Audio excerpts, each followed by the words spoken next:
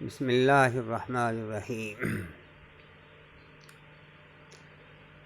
بخیل کی برائی میں شیخ سعدی رحمۃ اللہ علیہ نے عنوان قائم کیا ہے، جس کے اندر پہلے اس کے کامیابیاں بتلائی ہیں،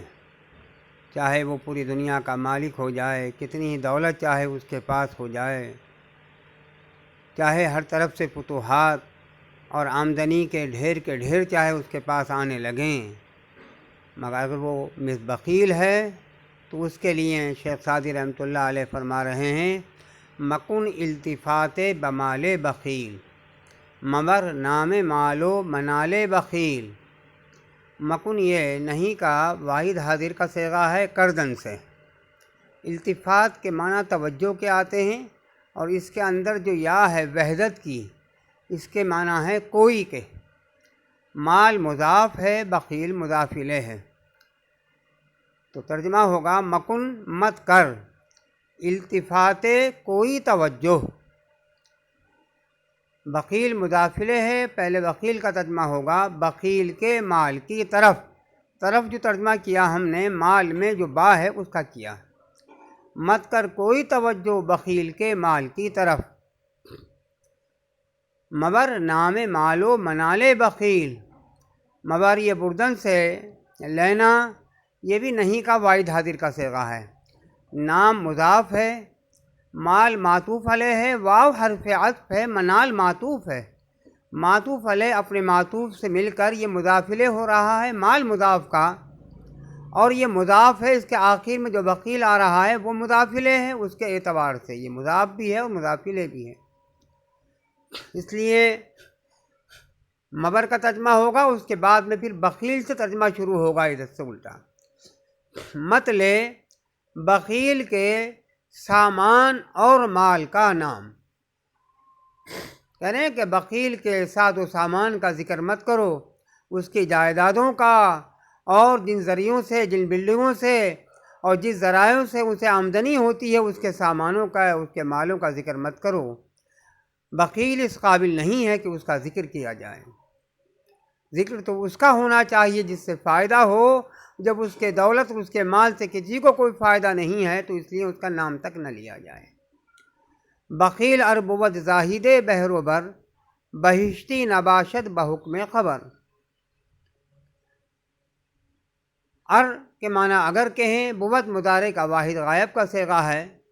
زاہد مضاف ہے، بحر و بر معطوف علیہ سے مل کر یہ مضاف الیہ ہے، زاہد مضاف کا۔ بخیل اگر ہووے خشکی اور طریقہ پرہیزگار، یعنی خشکی پر بھی اور تری پر بھی، دریاؤں میں بھی بیٹھ کر مسلح بچھا کر چاہے وہ نمازیں پڑھتا ہو، اور کتنے ہی زیادہ عبادت کرنے والا ہے، وہ پرہیزگار ہے، مگر کیا کہہ رہے ہیں آگے، بہشتی نباشد بحکم خبر، جنتی نباشد نہیں ہوئے گا بحکم خبر، حدیث کے حکم کے مطابق، کیونکہ حدیث کے اندر آتا ہے کہ بخیل جنت کی خوشبو تک نہ پا سکے گا، اس لیے بخیل کے لیے بتلا رہے ہیں کہ وہ جنتی نہیں ہوئے گا حدیث کے حکم کے مطابق۔ اس لیے کہ جو مال دولت ہے اللہ میاں نے، یہ تو اس کے پاس بطور امانت کا ہے، اس کو باقاعدہ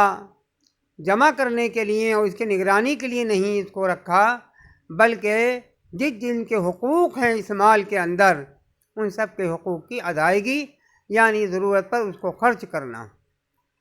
بخیل ارچے باشد تونگر بمال، بخواری چو مفلس خورد گوش مال۔ بخیل ارمانے اگر، چے مانے چے، بخیل اگر چے ہو، باشد مانے ہووے، مضارع کا واحد غائب کا صیغہ ہے، توانگر مالدار، بمال مال کی وجہ سے، یعنی بخیل اگرچہ مالوں کی وجہ سے مالدار ہے، اور پھر کیا ہوگا، بخواری جو مفلس خورد گوش مال، ذلت سے مفلس کی طرح کھائے گا سزا، یعنی جیسے مفلس جس کے پاس کچھ نہ ہو، خالی ہاتھ ہو، وہ پریشان ہوتا ہے کہاں سے میں ضروریات پوری کروں، کہاں سے کھاؤں، کس طرح کروں، ایسے ہی کل آخرت میں مفلس کی طرح یعنی خالی ہاتھ اور اس مال کو نہ خرچ کرنے کی وجہ سے کیا ہوگا؟ سزا کھائے گا، یعنی بجائے فائدے کے اسے نقصان پہنچے گا اسی مال اور اسی دولت کی وجہ سے۔ سخیاں ز اموال برمی خورن، بخیلاں غمِ سیم و زرمی خورن، اور اس کے مقابلے میں جو سخی لوگ ہوتے ہیں خرچ کرنے والے، تو کہہ رہے ہیں سخی لوگ ز اموال، اموال جمع ہے مال کی یعنی مالوں سے، بر کے معنی یہاں پر یہ پھل کے ہیں، می خورن یہ حال کا جمع غائب کا صیغہ ہے، برمی خورن پھل کھاتے ہیں، بخلاف اس کے سخی لوگ جو ہوتے ہیں وہ مالوں سے پھل کھاتے ہیں۔ جیسے پھل کسی درخت میں آئے تو اس کا فائدہ اٹھاتا ہے، پیسے کے اعتبار سے بھی، ذائقے کے اعتبار سے بھی، جسمانی اعتبار سے بھی اس کو فیض پہنچتا ہے، ایسے ہی سخی لوگوں کو مالوں سے فائدہ پہنچے گا، اور بخیلوں کو کیا ہوگا؟ بخیلاں غمِ سیم و زر میں خورن، اور جو بخیل لوگ ہوتے ہیں وہ سونے اور چاندی کا غم کھاتے ہیں، وہ اسی فکر میں مر جاتے ہیں کہ کہیں ضائع نہ ہو جائے، اور یہ خرچ ہو گیا تو یہ کہاں سے اس کی آمدنی پوری ہو، اور اس کی رکھوالی کرتے ہیں، چوکیداری کرتے ہیں۔ اللہ تعالیٰ نے اس کو چوکیدار بنا کر نہیں رکھا اس کے لیے کہ جیسے چوکیدار کو خرچ نہیں کر سکتا، صرف نگہبان ہوتا ہے، بلکہ اللہ تعالیٰ نے اس کو مال دے کر اس پر تصرف کرنے کا اسے حق دیا ہے، اور وہ حق بھی کیسا ہے جو اللہ تعالیٰ نے بتلا دیا ہے۔ اصل میں سوچ غلط ہے کہ جو مال ہے تو اس کو سوچتے ہیں اپنا ہے، بلکہ اس مال میں سب کے حقوق ہیں،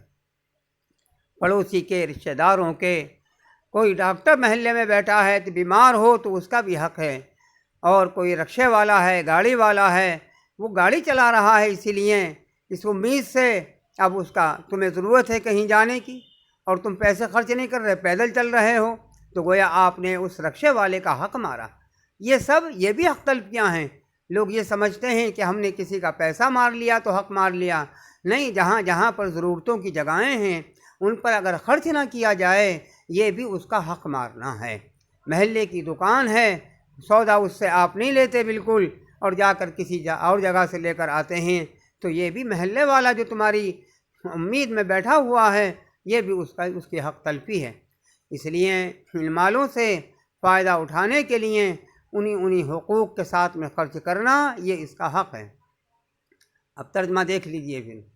مکن التفات بمال بخیل، مبر نام مالو منال بخیل، مت کر کوئی توجہ بخیل کے مال کی طرف، مطلع بخیل کے سامان اور مال کا نام۔